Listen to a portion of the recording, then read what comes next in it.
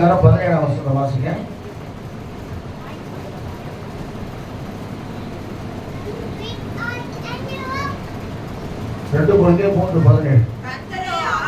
கர்த்தரே ஆவியானவர், கர்த்தருடைய ஆவி எங்கேயோ அங்கு அப்படியா இருக்குது. நல்லா வாசிங்களா? விடுதலையும் உண்டு. என்ன உண்டு? விடுதலை உண்டு. விடுதலையும் உண்டு. கர்த்தரே ஆவியானவர். கர்த்தர் ஆவியானவராக இருக்கிறபடியால் அவர் ஆவியோடு உண்மையோடு தொழுது கொள்ள வேண்டும் என்று சொல்லி வேதம் சொல்லுகிறது. நல்லா கவனிங்க எனக்கு அன்பான தேவ பிள்ளைய. கர்த்தருடைய ஆவியானவர் எங்கேயோ அங்க விடுதலை உண்டு. இன்னைக்கு நிறைய பேருக்கு ஏன் விடுதலை இல்லைன்னு சொன்னா, இந்த உலகத்துல மாத்திர சபையில கூட பலவிதமான ஆவிகள் இன்னைக்கு கிரியை செய்து கொண்டிருக்கிறது. ஏன்னா வேதத்துல வாசிக்கிற கர்த்தருக்கு ஸ்தோத்திரம்.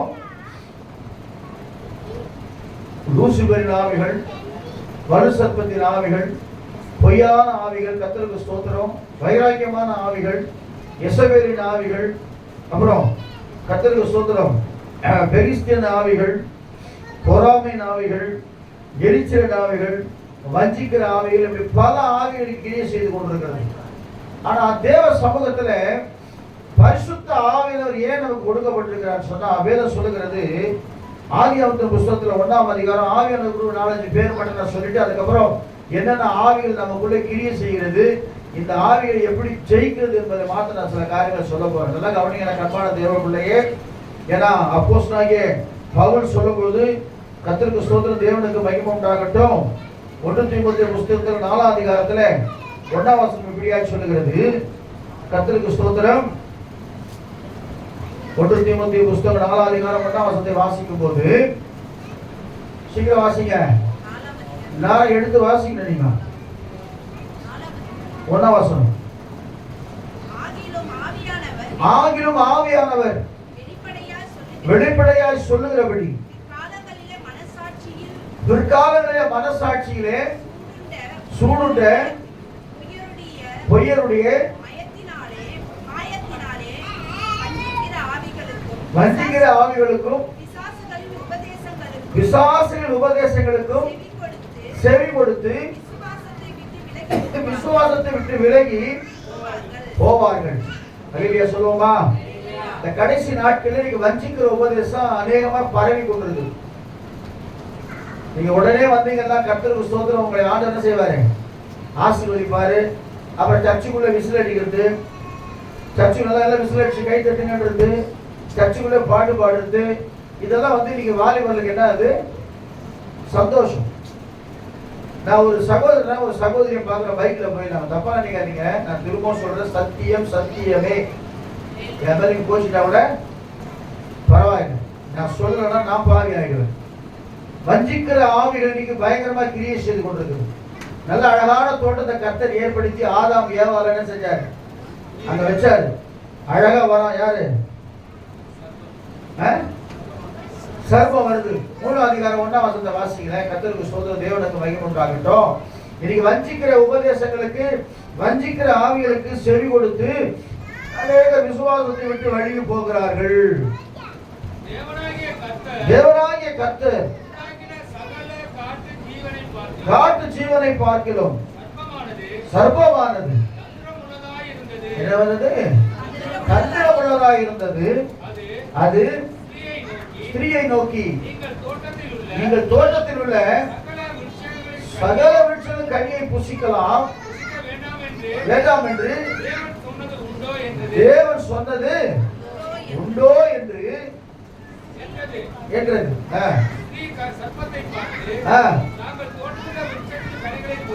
புசிக்கலாம், ஆனாலும்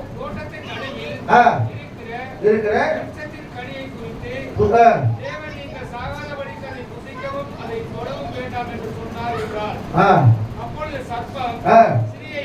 ஸ்திரியை நோக்கி நீங்கள் சாகவே சாவதில்லை. ஆண்டு என்ன சொல்றாரு? இந்த புசித்தா சாவீர்கள்.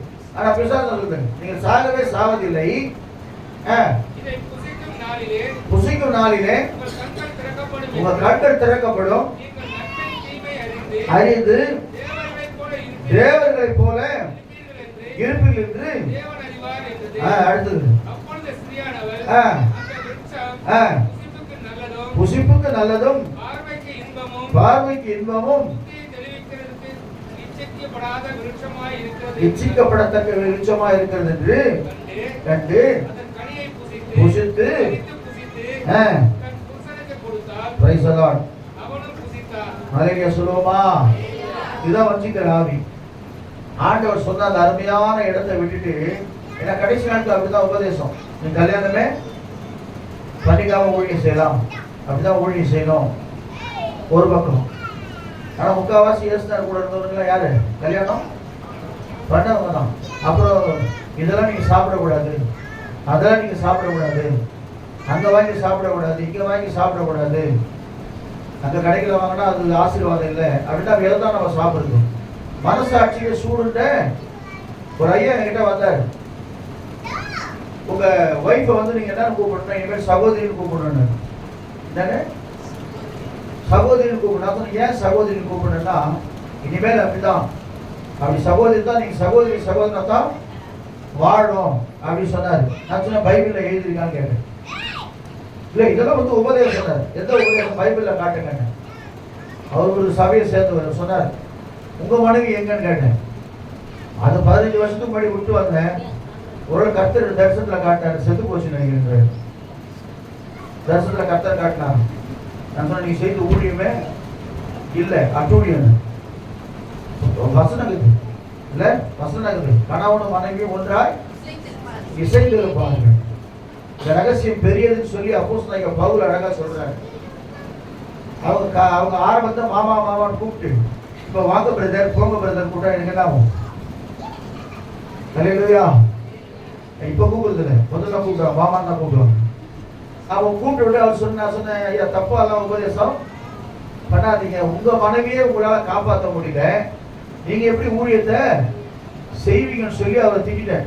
நீ இப்படி பேசினாரு. நீ யாரா இருந்தாலும் சரி, தேவதூதனா இருந்தாலும் சரி, கர்த்தருடைய வசனத்தின்படி இருந்தா சொல்லுங்க. அதான் வேதம் சொல்லுகிறது. வரங்களிலே முக்கியமான ஒரு வரம் இருக்குது, ஆவிகளை பகுத்தறிகிற வரம். அப்போஸ்தலனாகிய பவுல் சொல்வது ரொம்ப அழகா சொல்றாரு. பலவிதமான வஞ்சகத்தின் ஆவி நீங்க இருக்குது.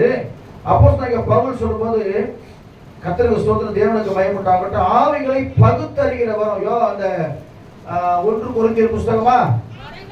வரங்களின் வித்தியாசங்கள் உண்டு, ஆவியானவர் ஒருவரே, ஊழியங்களிலும் வித்தியாசங்கள் உண்டு, கர்த்தர் ஒருவரே, கிரியைகளிலும் வித்தியாசம் உண்டு, ஒருவரே, அளிக்கப்பட்டிருக்கிறது. எப்படி எனில் நல்லா கவனிங்க. சில பேர் ஆவியில நல்ல ஞானத்தை பேசுவாங்க. சொல்றீங்கல்ல அந்த சிஸ்டர் நல்லா பாடுறாங்க, என்னால பாட முடியல, தப்பு இல்லை. உங்களுக்கு ஒரு வேற வரத்தை கர்த்தர் கொடுத்துருப்பாரு. நீங்க சொல்லுவோமா? நீ நல்லா ஜெபம் பண்ற கிருபையை கர்த்தர் கொடுப்பாரு. அதை பயன்படுத்திட்டு போறீங்க. இவங்க நல்லா பிரசங்கம் பண்றாங்களே, உங்களுக்கு நல்லா பிரசங்கம் பண்ண முடியும், ஏன்னா நல்லா பாடுற வார்த்தை கொடுத்துருப்பாரு. அதை வச்சு ஆண்டவரை மையப்படுத்துங்க. அடுத்தது அந்த ஆவினாலே அறிவை உணர்த்துகிற வசனம். சில பேர் சொல்லும் போது பிரசங்கம் பண்ணும்போது நல்லா இன்னும் கொஞ்ச நேரம் பேசலாம், ஏன்னா அறிவை உணர்த்தி கொண்டு இருக்கிற வசனம். அடுத்தது விசுவாசமும் குணமாக்க. சில பேர் ஜெபம் பண்ண உடனே குணமாயிடும், குணமாக்கு வரும். ஆவி அதாவது இதெல்லாம் வந்து நமக்கு பிரயோஜனத்திற்காக கர்த்தர் கொடுத்திருக்கிறார். ஹல்லேலூயா சொல்லுவோமா? உங்களுக்குள்ள என்ன ஆவி இருக்குன்னு தெரியல, நினைச்சு பாருங்க. ஆண்டவர்கிட்ட கேளுங்க, ஆண்டவருக்கு ஏதாவது வரம் கொடுத்துருக்கீங்கன்னு சொல்லி இந்த வரத்தின் மூலமாய் நான் இன்னும் அநேக ஆத்துமாக்களை சம்பாதிக்கும்படி எனக்கு கிருபை செய்யும். ஹல்லேலூயா சொல்லுவோமா? அடுத்தது அற்புதங்களை செய்யும் சக்தியும், தீர்க்கதரிசனம் உரைத்தலும். இதுதான் முக்கியமான ஒரு வரம் கிறிஸ்துவ பிள்ளைகளுக்கு வேண்டிய. சில பேர் நல்லா சபைக்கு வருவாங்க, ஞானஸ்நானம் நடப்பாங்க, கர்த்தருக்கு சாட்சியா இருப்பாங்க, திடீர்னு பார்த்தா விசுவாசத்தை விட்டு விலகி போயிடுவாங்க. 4 விதமான இடத்தை குறிச்சு அழகா ஆண்டவர் சொல்றார். கற்பாறையிலே விழுந்த நிலம், விழுந்த விதை, வழியருகே விதைக்கப்பட்ட விதை, முச்செடிகளுக்குள்ளே விதைக்கப்பட்ட விதை, நல்ல நிலத்தில் விதைக்கப்பட்ட விதை. நம்ம எல்லா போராட்டங்களும், பிரச்சனைகளும், பாடுகளும், உபதேசங்களும் எவ்வளவுதான் அவனை சீண்டினாலும் பரிசுத்த ஆவியானவர் ஒப்பு கொடுத்து நடக்கும் பொழுதுதான் கர்த்தர் தெளிவான உபதேசங்களை தந்து கர்த்தர் நடத்துகிறவராக இருக்கிறார். சொல்லுவோமா? சொல்லுவோமா? உடை கூட ரொம்ப முக்கியம். ஒரு பாஸ்டர் கேட்டேன், ஐயா நாங்களாம் எவ்வளவு ட்ரெஸ் பண்றாங்க, டிசைனர் ட்ரெஸ் பண்ண நீங்க ஒயிட் வீட்டு போட்டு தெரியுங்க. நான் சொன்னேன், இது வந்து ஒரு பிரதிஷ்டை. உடைன்றது யாருமே நம்ம வந்து நீ இந்த உடை தான் போடணும் நம்ம கட்டாயப்படுத்தவே கூடாது, முடியாது. நான் சொன்னேன், இது வந்து பிரதிஷ்டையா அப்படின்னு. நாங்களாம் வந்து எப்படிலாம் இருக்கிறோம் இருக்கிறீங்க. ஒரு போலீஸ்காரர் கேட்டீங்கன்னா கூட இருக்குது. இப்போ சில பேர் சொல்லுவாங்க, பெத்தகோஸ்தை வந்தா அந்த தாலி அர்த்தம் வேதம், இவங்ககிட்ட போனா தாலி எடுத்து எடுத்துருவாங்க, நகையெல்லாம் பிடிக்கிடுவாங்க, எல்லாம் எடுத்துட்டு ஒயிட் அண்ட் ஒயிட்டு கொடுத்துருவாங்க. நர்ஸை பார்த்தா கூட ஒயிட் ஒயிட் கட்டிக்கிறாங்க. அதுக்காக அவனை எல்லாத்தையும் இழந்துட்டாங்க. சில பேருடைய எண்ணங்கள் அப்படி. அவன் நான் கேட்ட ஒரு வார்த்தை தப்பா நினச்சிக்காதீங்கயா, நான் தைரியமா ஒயிட் ஒயிட்டு போடுறேன், உங்களால ஏன் போட முடியல தெரியுமா, நீங்க ஒரு ஊழியக்காரன் தெரிஞ்சிடும் அப்படின்னு. லீடியா சொல்லுவோமா? அவர் ஒண்ணு இல்ல அப்படிலாம் ஒண்ணு இல்ல, உள்ளத்துல பரிசுத்தம் தான் போதும், வெளியெல்லாம் தேவையில்லை. எப்படி காட்டுவேன்? ஒரு முகம் ஒன்று ஒன்றும் இல்லை. சலூனுக்கு போனேன், புதுசான ஆள், யாருன்னு தெரியாது எனக்கு. அவர் நான் லுங்கி கட்டி தான் போனேன். ஒரு சட்டை, ஒயிட் சட்டை, கசங்கி அழுக்கான சட்டை அப்படியே போட்டு மட்டும் முடிவிட்டு வந்து வரும்போது அவர் சொல்றாரு, ஐயா வாங்க ஐயா வந்து உட்காருங்க ஐயா. எனக்கு மட்டும் புரியல, வாங்க ஐயான்றது இவர் நமக்கு, இவருக்கு எப்படி தெரியும் நம்மள. உட்காந்த பிறகு முடியெல்லாம் விட்டு ஒரு பக்கத்தில் வந்து சொல்ல, ஐயா இங்கே வந்து உட்காருங்க ஐயா ஒருத்தர். அப்ப யோசனை பண்ணேன், என்னன்னா நம்முடைய பார்வையிலே ஒரு ஊழியக்காரன் ஒரு அதான் சபையில் அடிக்கடி சொல்லுவேன், தாடி நிறைய வச்சுக்கினேன், முடியெல்லாம் நிறைய வச்சுக்கினேன், காதுல கவுல் போட்டுக்கினேன், நிறைய மோதிரம் போட்டுக்கினேன், இந்த மாதிரிலாம் செய்யுங்க. இருக்கவே இருக்காதீங்க. நமக்குன்னு ஒரு பரிசுத்த காரியத்தை கர்த்தர் செஞ்சு ஆரோனுக்கு இப்படியெல்லாம் உடை உடுத்தணும்னு சொல்லி கர்த்தர் தெரியப்படுத்தி இருக்கிறார். ஒரு ஊழியக்காரனா இப்படிதான் இருக்கணும், ஒரு விசுவாசப்படலாம் இப்படிதான் இருக்கணும். இவ்வளவு பார்க்கும்போது தெரியணும், நல்ல சபைக்கு போகல விசுவாச பிள்ளைன்னு சொல்லி தெரியணும். அந்த முடிய வெட்டத்துல இருந்து எல்லாத்திலும் நான் ஏன் இப்படி வெட்டிட்டு எப்படி இது பாருங்க. நான் வெட்டினா ஸ்டைலா வெட்டினது இருக்கால, கொஞ்சமா லைட்டா வெட்டுவா, ரொம்ப வெட்டாரு அப்படின்னு கூட ஒரு மாசம் ஆகலாம் பரவாயில்ல, முடி வருதுன்னு சொல்றேன். ஏன் இப்படி விட்டு இருக்கிறேன்? நம்ம அழகுபடுத்துவதற்காக நம் மூலமாய் ஆண்டவர் மகிமைப்பட வேண்டும். சொல்லுவோமா? இந்த உடையை போட்டு போகும்போது உண்மையை சொல்லி எனக்கு எந்த வெக்கமும் தெரியாது, கர்த்தருக்கு ஸ்தோத்திரம். ஆனா இந்த பார்க்கும்போது கூட சரி, ஏதாவது ட்ரெயின்ல யாருன்னா வந்து கூட இந்த கையை வச்சு ஜோம் பண்ணுவாங்க திருநங்கைகள், அவங்க பார்த்தா கூட ஐயோ ஐயா அங்கே போயிடுவாங்க. ஏன்னா காரணம் கிட்ட வர மாட்டாங்க, ஏன்னா அவங்க எல்லாம் ட்ரெயின்ல தலைமையில வச்சு ஜோம் பண்ணுவாங்க. நம்மளை பார்த்து நம்ம கழுது போயிடுவாங்க. அவங்களுக்கே தெரியுது இவங்க யாரு, கர்த்தருடைய ஊழியக்காரன்னு சொல்லி. அதனால நிறைய பேர் சொல்றாங்க, ஒவ்வொருத்தருக்கும் ஒரு உடை கொடுக்கப்பட்டிருக்கிறது. ஒரு டிராபிக் போலீஸ் அவர் ஒல்லியா அப்படி இருந்தா கூட அவர் கையை நீட்டி அப்படி நிற்கும் போது என்ன நிற்கிறோம், தப்பு நிற்கிறேன். ஏன்? அவர் கொடுக்கப்பட்ட அதிகாரம், அவர் கொடுக்கப்பட்ட உடை. அதனால தயவு செய்து சொல்றேன், இந்த வஞ்சிக்கிற ஆவிகளுக்கு அந்த சகோதரியை பார்த்தேன், அந்த சகோதரர் பார்க்க அவரும் கொண்டை வச்சுக்கிறாரு, அந்த அம்மா கொண்டை போட்டுருக்கு. அந்த அம்மா இது ஃபுல்லா கம்மல் போட்டுக்குது, அவரும் கம்மல் போட்டுக்கிறாரு.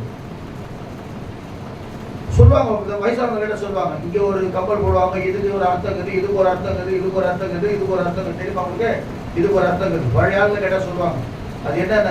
நான் அதே மாதிரி அந்த பொண்ணு மாதிரி இவரும் போட்டுக்கிறேன். எனக்கு யார் பொண்ணு யார் பையன் தெரியல.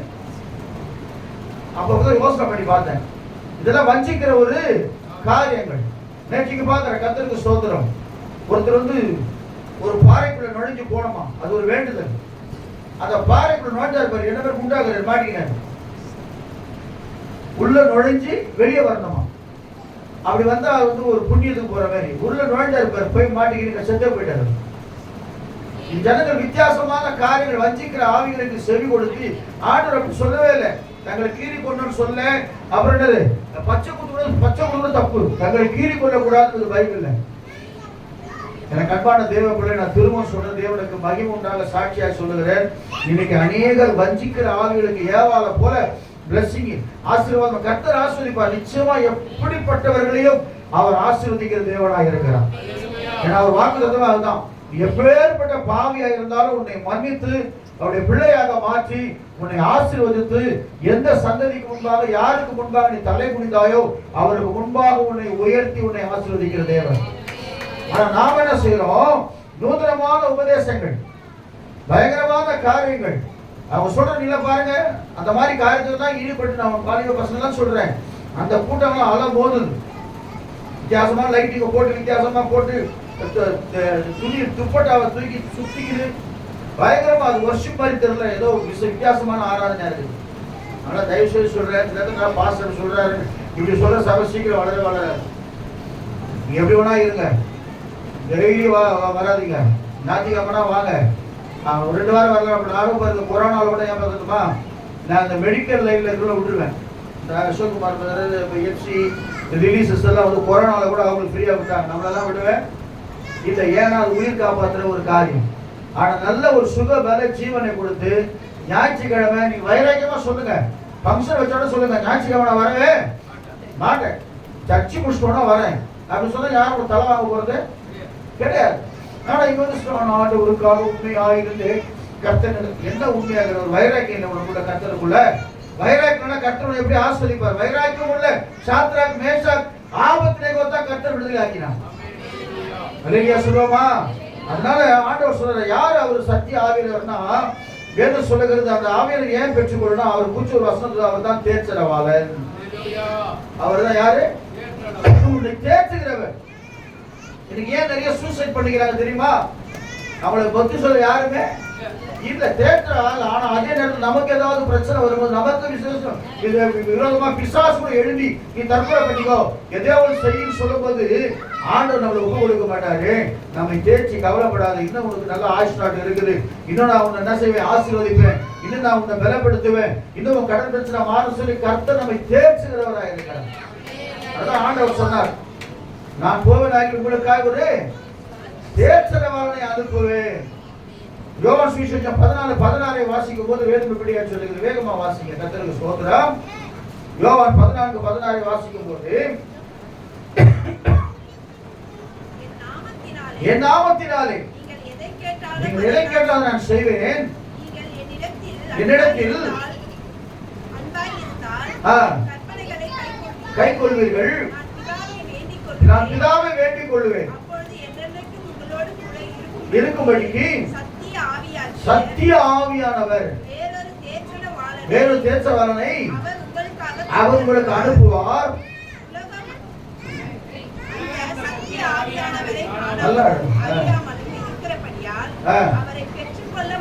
உலகம் அவரை பெற்றுக்கொள்ளாது, உங்களுடைய வாசம் பண்ணி உங்களுக்குள்ளே இருப்பதால் நீங்கள் அவரை அறிவீர்கள். அப்போஸ்தலர் 2:4 சொல்லுது, வேகமா வாசிங்க. அவர் எல்லாரும் பரிசுத்த ஆவியினாலே, அதனால தான் அப்போஸ்தலர் 8:1 சொல்லுகிறது, கர்த்தருக்கு ஸ்தோத்திரம்.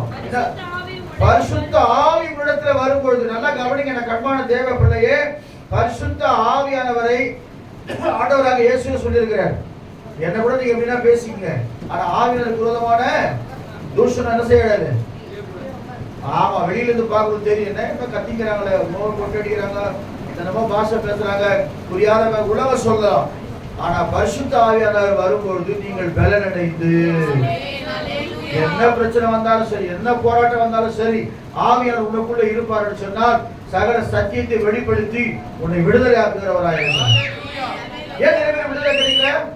எவ்வளவுதான் ஜெபம் பண்றோம், விசுவாசம் செய்து கொஞ்ச நாள் போயிட்டு திருமணம் செய்து வந்து ஆவியானவர் நல்லா கவனிங்க, கர்த்தரே ஆவியானவர் குமாரன் உங்களை விடுதலை ஆக்கினார். அப்ப இயேசுதார் விடுதலை ஆகினா திரும்ப விசுவாசம் வருமா? வருமா வராதா? வராது. அப்ப என்னன்னா அவர் ஜெபம் பண்ணி திரும்பி ஆடுறாங்க. அப்ப என்ன அர்த்தம்னா அவங்களுக்குள்ள என்ன இருக்கு கவனிங்க, கர்த்தருக்கு ஸ்தோத்திரம். வஞ்சிக்கிற ஆவி அவங்களுக்குள்ள இருக்கு. அதனால தயவு செய்து சொல்றேன், கண்பான தேவ பிள்ளை, யார் சத்தியத்தை சொன்னாலும் ஏத்துக்காதீங்க. என்ன வசனம் சொல்றது, இன்னொரு காரியம் சொல்லுகிறது, ஆதியாகமம் 1:2 பார்க்கும் தேவ ஆவியானவர். யோவான் 6:63 வாசிக்கும் போது கர்த்தருடைய ஆவியானவர். லூக்கா 4:18 வாசிக்கும் போது கர்த்தருக்கு சொல்ற, அது கர்த்தருடைய ஆவியானவர் போட்டிருக்கு. அப்ப ஆவியானவருக்கு பலவித காரியம். ஆனா அதே நேரத்துல ஒரு ஆவி இருக்குதுன்னா வஞ்சிக்கிற ஆவிகள். இன்னைக்கு வஞ்சிக்கிற ஆவி அப்படித்தான் பிரம்மாண்டமா போட்டு பிரம்மாண்டமா பண்ணி, ஆனா அங்கதான் ஜனங்க போய் கொண்டிருக்கிறாங்க. நல்லா கவனிங்க அன்பான தேவ பிள்ளை. உன் வீட்டிலே நீ உட்கார்ந்து முழங்கால் பண்ணிட்டு தேவ சமூகத்தில் ஜெபிக்கும் போது கர்த்தரோட கூட இறங்கி வருகிறவராக வரமாட்டாரா? லட்சக்கணக்கான பேர் வந்து தான் வருவார கர்த்தரே? இல்ல, தனிப்பட்ட விதத்துல உன் மனம் உடைந்து தேவ சமூகத்துல நீ அழும்போது எத்தனை அற்புதங்களை கர்த்தர் நம்ம வாழ்க்கையில செஞ்சிருக்கிறார். இன்னொரு ஆவியை குறித்து சொல்ல போறேன். அடிமைத்தன ஆவி. என்ன ஆவி? அடிமைத்தன ஆவி. யாத்திராகமத்தின் புஸ்தகம் 1ஆம் அதிகாரம் 10ஆம் வசனத்தை வாசிக்கும் போது வேகமா வாசிக்க. கர்த்தருக்கு ஸ்தோத்திரம். நான் இன்னும் அதான் யெசபேல்லாம் போல, பெலிஸ்தியெல்லாம் போல. கர்த்தருக்கு ஸ்தோத்திரம். நான் தெரிஞ்சவன். அவர்கள் யுத்தம் உண்டானால்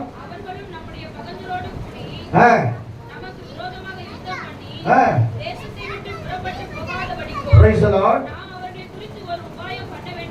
ஆமென். சுமை சுமக்கிற வேலை வைத்தார்கள்.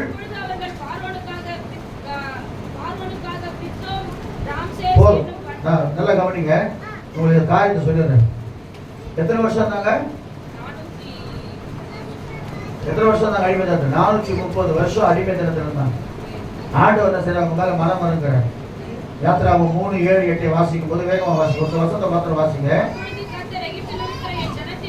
என் ஜனத்தின் உபத்திரவத்தை பார்க்கவே பார்த்தேன். ஆலோட்டிகள் நிமித்தம் கூக்குரலை கேட்டு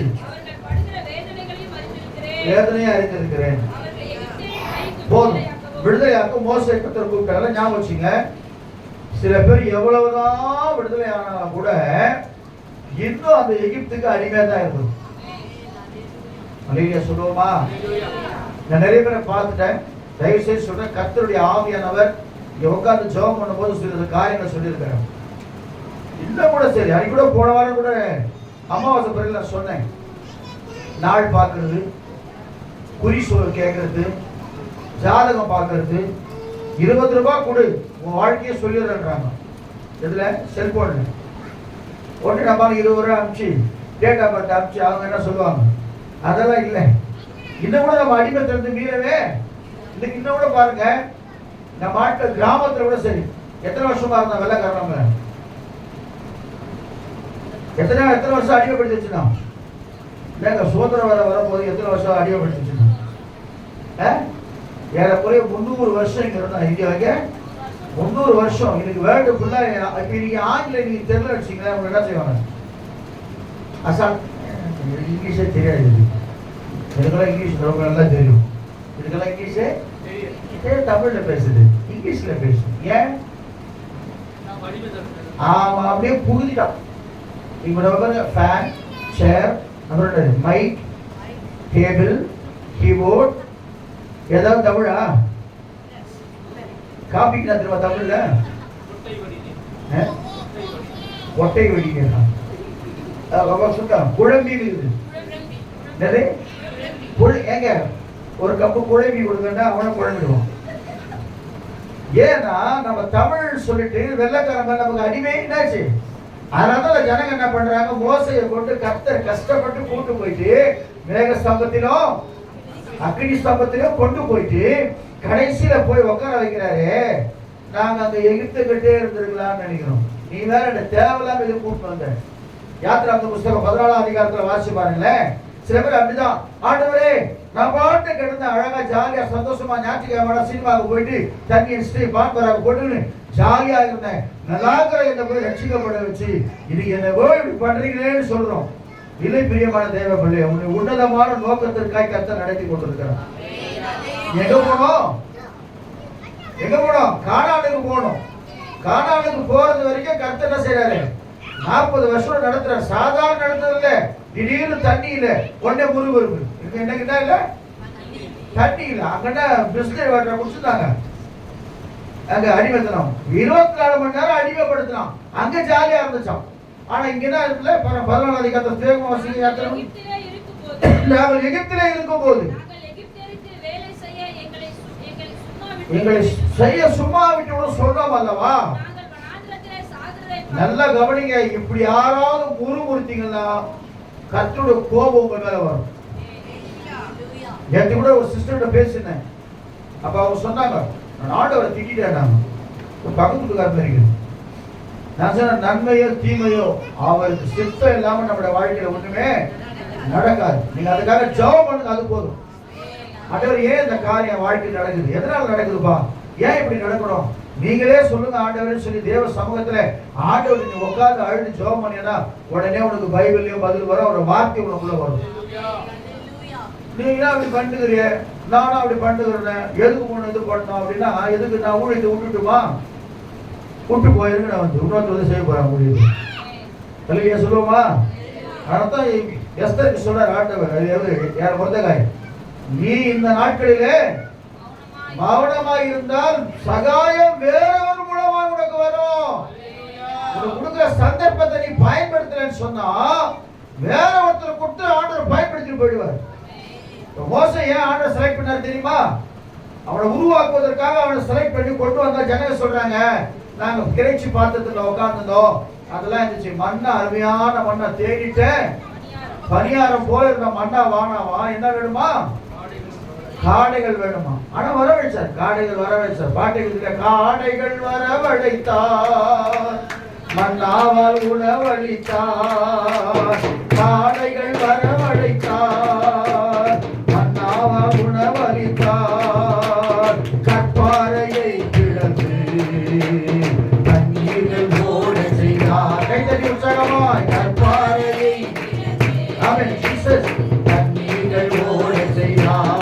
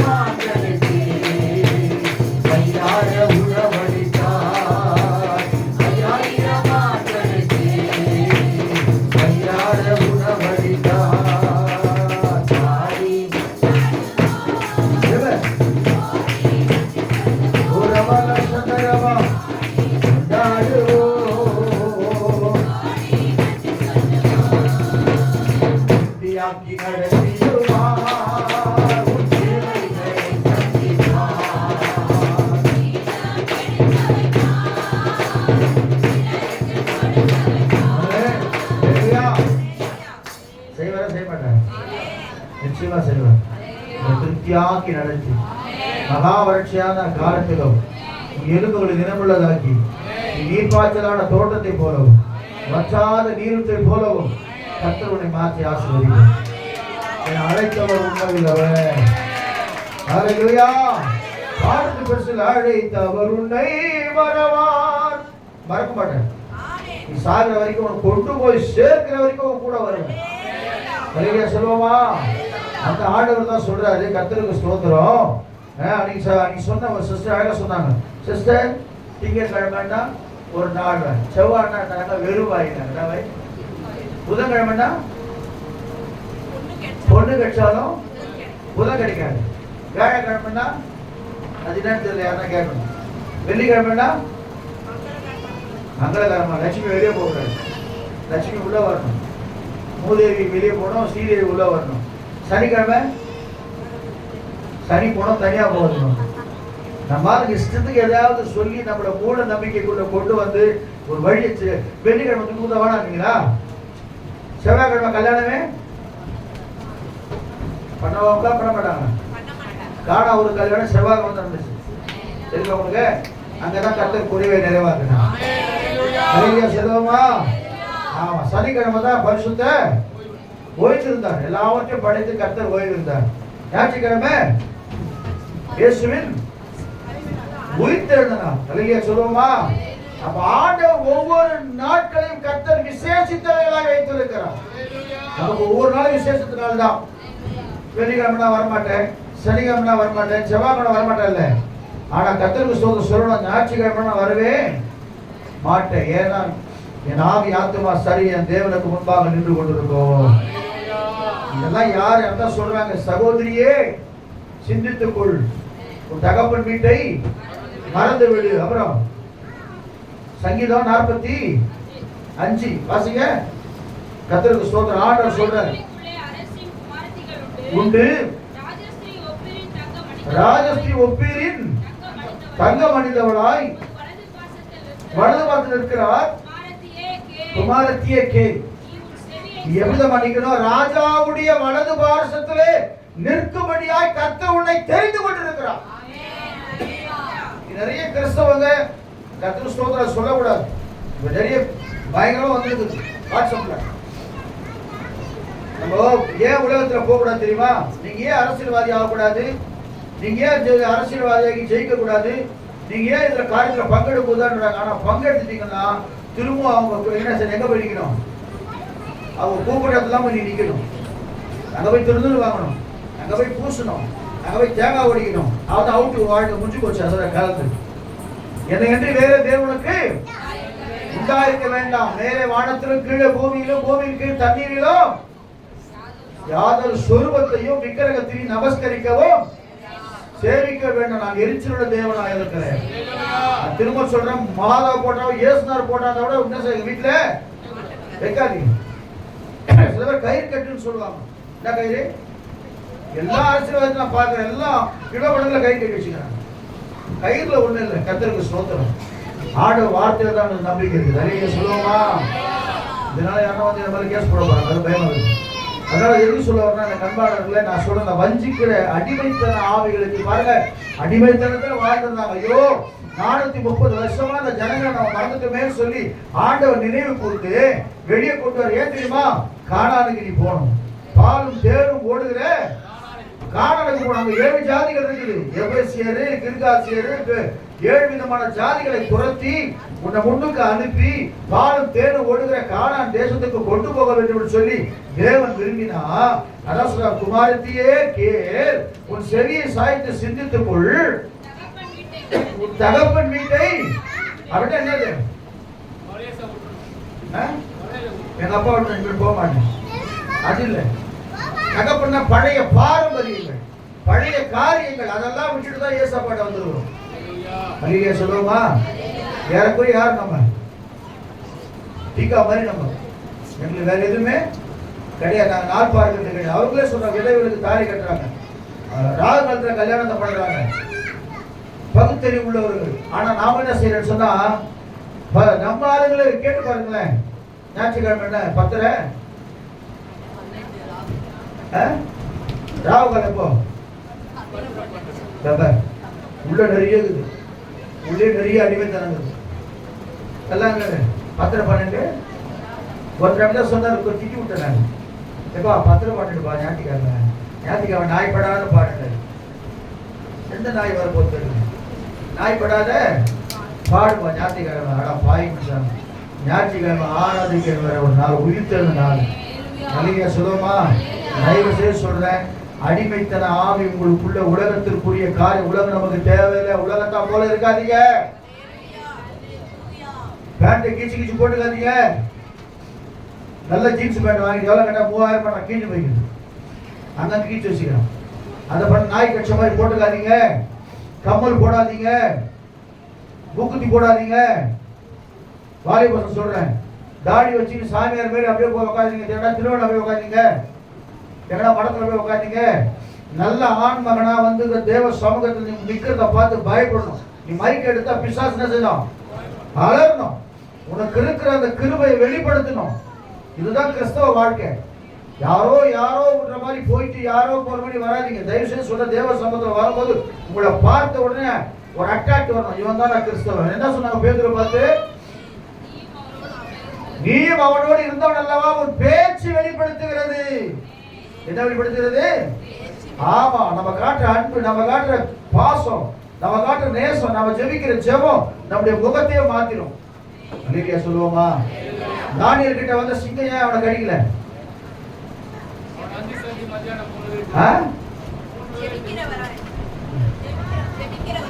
ஜெபிக்கிறவர் தான். ஏன் வரல?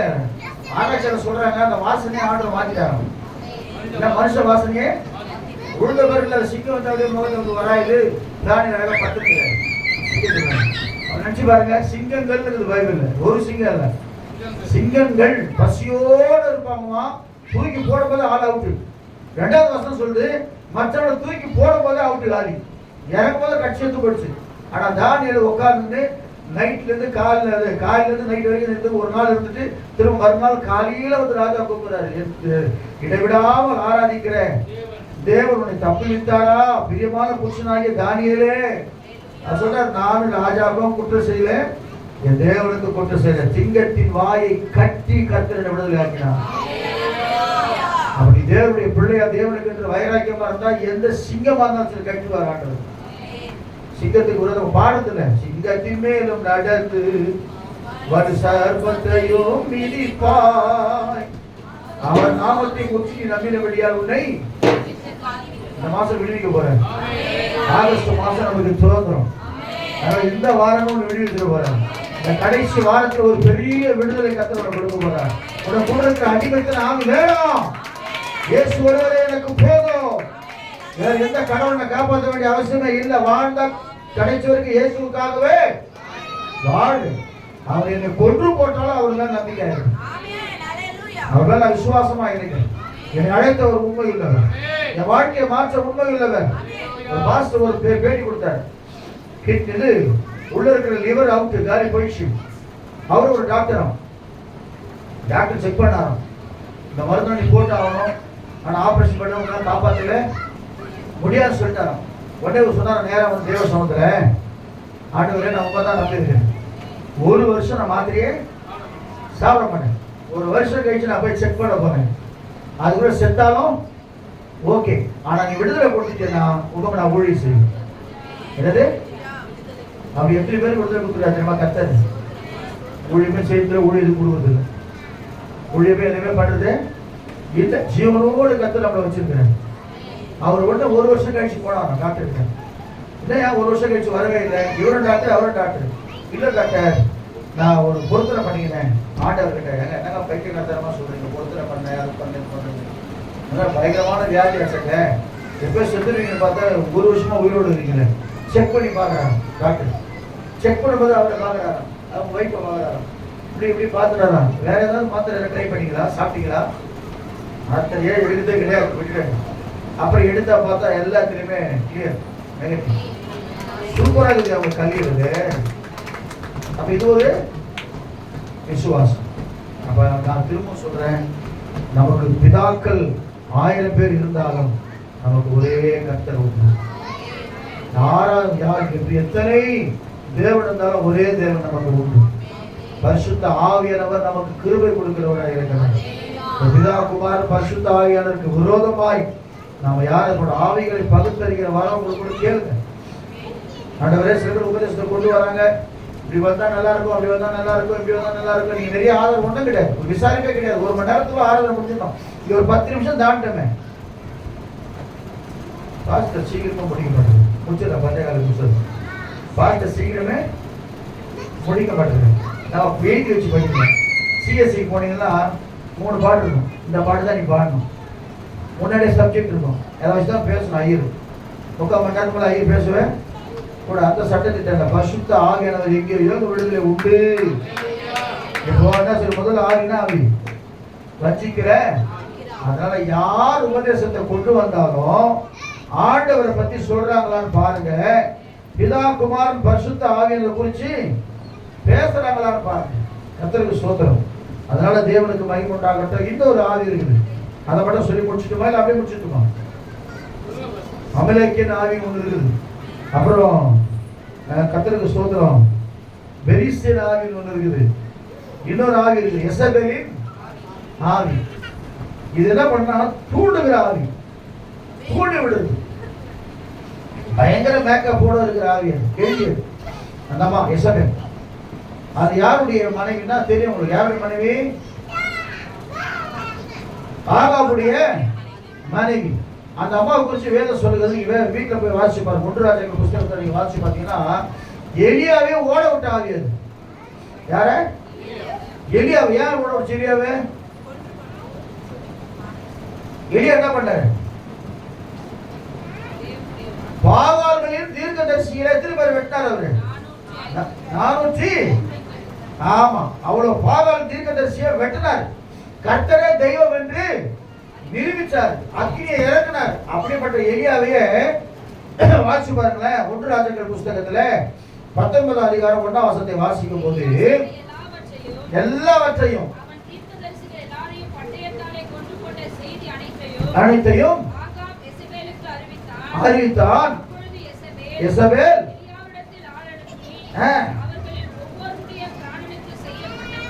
போல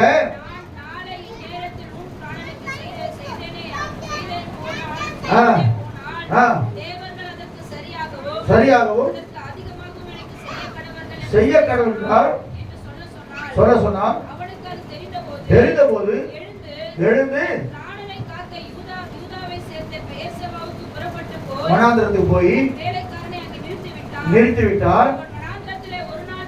ஒரு நாள் போறாரு வேலைக்காரன் விட்டு. ஒரு நாள் போயிட்டு ஒரு சூழல் செடியில் கீழே போயிட்டு நான் சாக வேண்டும் கோரி போதும் கர்த்தாவே. அல்லேலூயா. மரண பயம் வந்துட்ட பிறகு எவ்வளவு ஒரு காரியம் நடக்குது பாருங்க. இதுக்கு முன்னாடி தைரியமா நிக்கிறார். யாரு? கூப்பிடுறவங்க ஆண்டவனை பாடுறா வெற்றா. அப்புறம் சொல்ற, நான் இந்த ஆண்டவரை கூப்பிடுறேன் பாரு. ஆண்டவரே, உங்களுடைய சமூகத்தில் இருக்கிற உங்களுடைய ஊழியக்காரனாக எலியா சொல்ற வானத்து அக்கினி இறங்குச்சு. அவ்வளவு வல்லமையா பேசினவரு ஒரு ஸ்திரீ நிமித்தம் செஞ்சுட்டாரு. பயந்து போய் சோர்வு வந்துச்சு அவருக்குள்ள. சிலத்துல கூட அப்படிதான் பேசா சோர்வு அனுமதிக்கும். யார் மூலமா ஒரு பயம் காட்டுவோம். ஆபீஸ்லயா இருக்கட்டும், இல்ல நம்ம குடும்பத்திலயா இருக்கட்டும், இல்ல சொந்த பந்த மத்தியில சரி, ஒரு பயத்தை நமக்குள்ள உண்டாக்குவோம். பிசாசு உண்டாக்கி சொல்ற அவர் வார்த்தையை சொல்ற, போதும் கர்த்தாவை என் ஆத்துமாவை எடுத்துக்கொள்ளும், நான் என் பிதாவை பார்க்கிறோம் நல்லவன் நல்லன்னு சொல்லி ஸ்டேட்மெண்ட் கொடுக்குற அளவுக்கு அந்த பயம் அவனுக்குள்ள உண்டாயிடுச்சு. ஏன்னா அவ்வளவு ஒரு மோசமான ஒரு பொம்பளை. எசபேலை குறிச்சு நீங்க நல்லா வாசிச்சு பாருங்க. பயங்கர மேக்கப் அது அந்த அம்மா. கடைசியா வீட்டுக்கு அந்த எகுவை கவர் பண்றதுக்காக பயங்கர மேக்கப் போட்டு சிங்காரிட்டு போட்டு மை தீட்டி கொண்டு அதான் சொல்றாங்க. கிறிஸ்தவங்க எல்லாம் என்ன செய்யக்கூடாது? மை வைக்க கூடாது, தொட்டு வைக்க கூடாது, மஞ்சள் பூசக்கூடாது, அப்புறம் லிப்ஸ்டிக்கு போடக்கூடாது. நீங்க இயற்கையாவே அழகா இருக்கிறீங்க, நேச்சுராவே இருக்கிறீங்க, எதுக்கு அதை போடுறீங்க? அது பனிக்காலத்துல உதடு வெடிக்கணும்னு சொல்லி வெள்ளைக்காரன் போடுறான். நம்ம வெயில் காலத்துல உருக்கி ஊத்துற மாதிரி ஏன் அதை போட்டுக்கிறீங்க? அது கலருக்கு மேட்சாவே இருக்காது, பயங்கரமா போட்டு இருக்கிறீங்க. இதெல்லாம் வந்து இயற்கையான காரியம் அல்ல. இயற்கையாகவே அப்படிதான் கர்த்தர் நகை நட்டெல்லாம் போட்டு நம்ம வச்சிருப்பாரு. வயிற்றுக்கே அவங்க 10,000 போடுறேன், அப்படியே பிறந்துக்கோ. அழகியா சொல்லுவோமா? காலை ஏன் குத்துறாங்க தெரியுமா? அதுக்கு ஒரு பிரமாணம் இருக்குது. ஒரு ஓனர் கிட்ட 7 வருஷம் ஒருத்தர் வேலை செஞ்சு நான் விடுதலை ஆக மாட்டேன், நான் உங்ககிட்டயே தான் இருப்பேன் அப்படி இருந்தான்னா அவனை போய் ஒரு கதவை சந்தை எடுத்து போய் கார் என்ன செய்வாங்க? குத்துவாங்க. அப்படி குத்துனா என்ன அர்த்தம் தெரியுமா? நீ சாகிற வரைக்கும் என்னுடைய பிள்ளைய போய் உன்னை நடத்த போறேன். அவன் காரை குத்துனா பாப்பாங்க ஜனங்க வெளியே. காது குத்துறவனியா, ஆஹா இவன் வந்து நல்ல ஒரு ஆளு, உண்மையா இருந்துக்கிறான் எஜமானுக்கு, அதனாலதான் காது குத்துறது. இந்த எஜமானுக்கு நம்ம உண்மையா வேலை போதும். அல்லையா சொல்லுவோமா? இல்லையா சொல்லுவோமா? ஆமா. எண்ணமெல்லாம் உம் சித்தம் செய்வதுதானே, என் எண்ணமெல்லாம்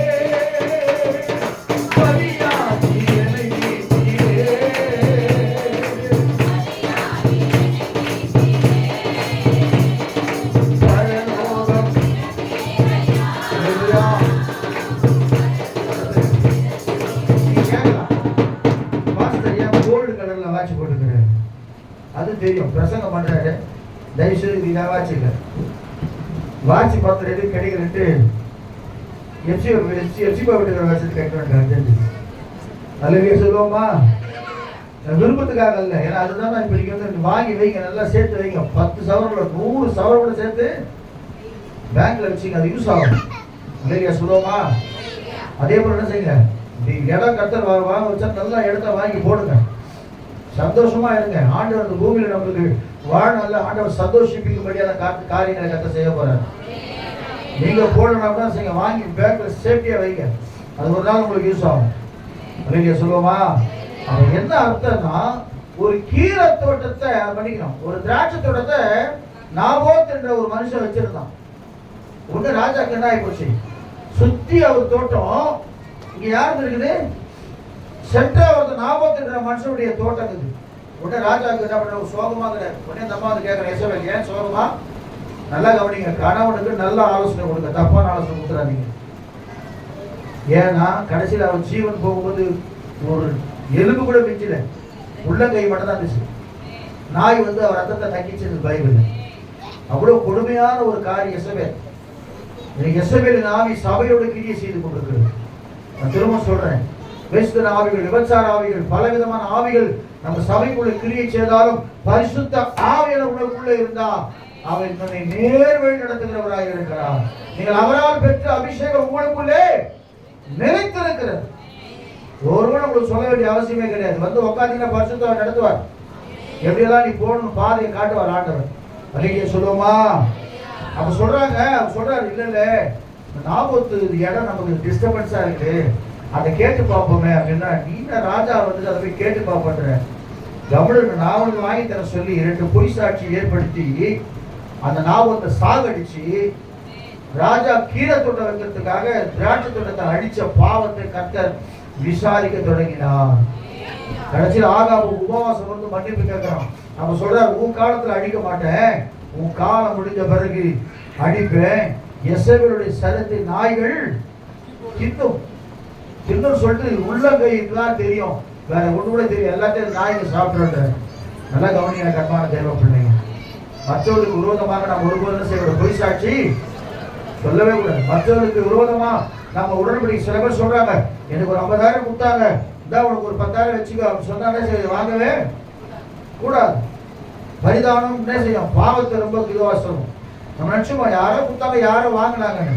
ஆனா மாட்டு பொறுத்த நம்மளும் என்ன செய்வோம், மாட்டி வர. யார் லஞ்சம் கொடுத்தாலும் சரி, யார் எதை பண்ணாலும் சரி, பரிதானம் சரி, இல்ல அவங்க விரோதமா பொய் சாட்சி சொல்லுங்க. நீங்க அவன் ரொம்ப அடங்காம இருக்கிறான், சொல்லுங்க, உங்களுக்கு எது நல்லது எது கெட்டது என்பதை உணர்ந்து நீங்க பேசுங்க. நிறைய சொல்லுமா? இதை பார்க்காமே ஒரு சில பேர் தப்பு தப்பா பேசுவாங்க, பார்த்தே இருக்க மாட்டாங்க, தேவையில்லாம பேசுவாங்க, தேவையில்லாம சந்தேகப்படுவாங்க, தேவையில்லாம இவர் பார்த்தனேன், இவர் அங்க பார்த்தனேன், இவர் இங்க பார்த்தனேன், அந்த மாதிரி பொய் சாட்சி தயவுசெய்து சொல்லவே. ஏசுனாரு கூட பொய் சாட்சி 2 பேரை கூப்பிட்டாங்க, ஆனா சாட்சினா ஒத்து போகவே இல்லை. இங்க பொய் சாட்சி ஏற்படுத்தி அவனை காலி பண்ணி அந்த தோட்டத்தை எடுத்து அந்த மகள் கொடுத்தான். எசபேலை குறிச்சு நீங்க தயவு செய்து வாசி பாருங்க. யெகூதா கடைசி அந்த பொம்பளை காலி பண்ணாங்க. இல்லையா சொல்லுவோமா? இதெல்லாம் நீங்க பைபிளை படிச்சீங்கன்னா சொல்ற வசனம் தெரியும். நான் ஒவ்வொன்றா தெளிவா சொன்னா ஒரு 2:30 மணி ஆயிடும். அதனால நம்ம அப்படியே கண்களை போடுவோம் தேவ சமூகத்துல. ஆண்டவர் சொல்றாரு, இப்படிப்பட்ட ஆவிகளுக்கு நம்ம விளையும். அமலேக்கியர் ஆவி அப்படித்தான், பெலிஸ்தியர் ஆவி அப்படித்தான். அமலேக்கியர் ஆண்டவர் சங்காரம் பண்ணுங்கன்ற அந்த ஆவி சங்காரம் பண்ணணும்னா என்ன தெரியுமா? எங்க இஸ்ரவேல் போனாலும் வழிமறித்து நிற்கிற ஆவி அது.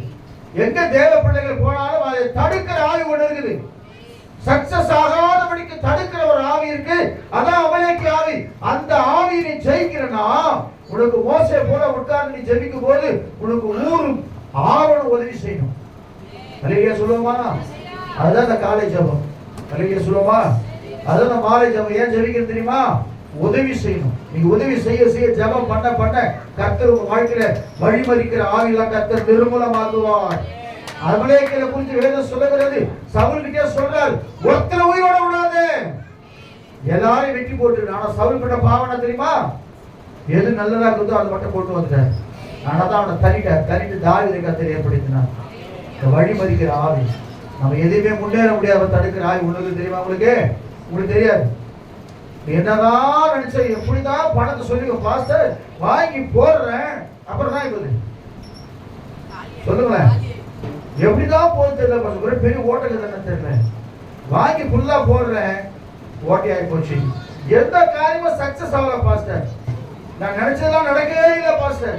நான் என்ன நினைச்சோ அதெல்லாம் இல்ல. காரணம், உன்னை வழிமறிக்கிற ஒரு ஆவி இருக்குது. அந்த அமலேக்கின் ஆவி நீ வெற்றி போடணும். தேவசமூகத்தில் உட்கார்ந்து ஆண்டவர் எதெல்லாம் தடையாக இருக்கிறதோ, தடை பண்ணுகிற ஆவிகளை நசரேயனாகிய இயேசுவின் நாமத்தினாலே சுட்டரிக்கிறதா. இப்படியே ஜெபம் பண்ணுங்க. எதெல்லாம் தடையாக இருக்கிறது, என் குடும்பத்துக்கு, என் பிள்ளைகளுக்கு, என் வேலைக்கு, இதெல்லாம் நம்ம பண்றது இல்லை. சும்மா வர ஜெபம் பண்றோம் போறோம், சும்மா வர ஜெபம் அப்படி இல்லை.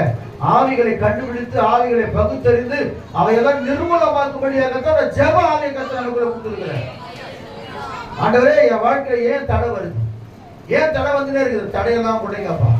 தடையை நீக்கி போட உங்களுக்கு முன்பாக போகிறார் பைபிள்ல இருக்குது. மேக சம்பமா போறீங்களா, அக்னி சம்பமா போறீங்களா? அப்படி போகும்போது அமலேக்கின் ஆவியை நிர்மூலமாக்குங்க. எனக்கு எதிராக வரக்கூடாது அந்த ஆவி. அப்படி ஜெபம் பண்ணி கட்டி ஜெபம் பண்ணுங்க. உங்களுக்கு பயம் எதுனா நம்மள கட்டிட போகுது. ஜெபம் பண்ண ஆரம்பிக்க. கர்த்தர் அற்புதம் செய்ய போறாங்க, அற்புதம் செய்ய போறாரு பாருங்க. வைராக்கியமான ஆவி, அடங்காத ஆவி நம்ம வீட்டிலே இருக்கும். அது அப்பாவா இருக்கட்டும், அம்மாவா இருக்கட்டும், பிள்ளைங்களா இருக்கட்டும், நமக்கு இவரை எதிர்ப்பு தெரிவிச்சுட்டே இருக்கும். அந்த ஆவி இங்க கட்டணும். அதெல்லாம் விட்டு போட்டு நான் இருந்தா முடியாது. கட்டுங்க அப்படியே ஜபத்துல. இப்படிப்பட்ட ஆவிகளை கட்டுற ஆண்டவர், அவங்க மூலமா கிரியை செய்கிற அந்த ஆவியை நான் கட்டுறேன். அவங்களுக்குள்ள ஒரு ரட்சிப்பு உண்டாகட்டும். நம்ம தேவ பிள்ளையாய் மாறட்டும். கட்டுற பிள்ளைய தேவ சமூகத்துக்கு வரட்டும். நான் உங்களுடைய பிள்ளை என்பதை விளங்க மாட்டோம். அப்படி ஜெபம் பண்ணீங்கன்னா கர்த்தர் உங்களே சொல்ற, அடுத்த மாசம் உங்களை மாதிரி ஆள் யாருமே கிடையாது. ஏன்னா உலகத்தை ஜெயித்தேன்னு சொன்னார். அப்ப ஜெயித்த ஒரு பிள்ளைங்க என்ன செய்யணும்? ஜெயிக்கணும். உலகத்தை ஜெயிக்க வைக்க போறேன், உங்களே ஜெயிக்க வைக்க போறேன். முதல்ல உலகத்தை விட்டு வந்துருங்க. தேசம் உலக காரியம் வேண்டாம், உலக ஆசாபாசம் வேண்டாம், உலக சிற்றின்மை வேண்டாம். உலகத்தில் எப்படின்னா என்ன கட்டு போட்டோம், நமக்கு எந்த கவலை இல்லை. நம்ம அழைத்தவர் பரலோகத்திற்காக அழைத்திருக்கிறார். நம்ம அழைத்தவர் ஒரு மேன்மைக்காக அழைத்திருக்கிறார். நம்ம அழைத்தவர் அவரோடு கூட ஆளுகை செய்யும்படியாக அழைத்திருக்கிறார். நம்மை அழைத்தவர் அவரோடு கூட வாழும்படியாக நம்மை அழைத்திருக்கிறார். அதனால தான் போயிருக்கிற நம்பிக்கையோட போயிருக்கிற. திரும்ப வரும்போது என் பிள்ளைங்க விழித்திருந்து ஜெபிக்கிற பிள்ளையாக இருக்கணும். நான் கூப்பிடும் போது வந்து கதவுக்குள்ள வந்துடும். எண்ணெயோட அபிஷேகத்தோட நிக்கணும். அது எரிகிற தீவெட்டியோட வரணும். நீங்க உள்ள டைம் ஆயிடுச்சு, என்ன இல்லை, அதெல்லாம் நீங்க சொல்லக்கூடாது. தேவ சமூகத்தில் சனிக்கிழமை அந்த உட்காந்து ஜெபம் பண்ணுங்க. அபிஷேகத்தை தாங்க ஆண்டவரே. அபிஷேகத்தை வல்லமை எங்க மேல இறங்கட்டும். நான் தீர்க்கதரிசனம் சொல்லிட்டு ஆண்டவரே, நான் அந்நிய பாஷை பேசணும் ஆண்டவரே. என் நாவு கட்டுகளை அழுக்கப்படட்டும் ஆண்டவரே. ஜெபம் பண்ணுங்க. கர்த்தர் ஆஸ்வதிக்கிறவர். பேசுறோம். கர்த்தர் பேசுற வார்த்தைகள் நாம எல்லாம் கர்த்தரை ஸ்தோத்திரம் பண்ணுவோம். கெடியாஸ்க்கு ஜெபம் பண்ணுங்க. அது பின்னாடி ஒரு பாட்டை திலீப் பாடும்போது கர்த்தருக்கு காரியம் செலுத்தணும்.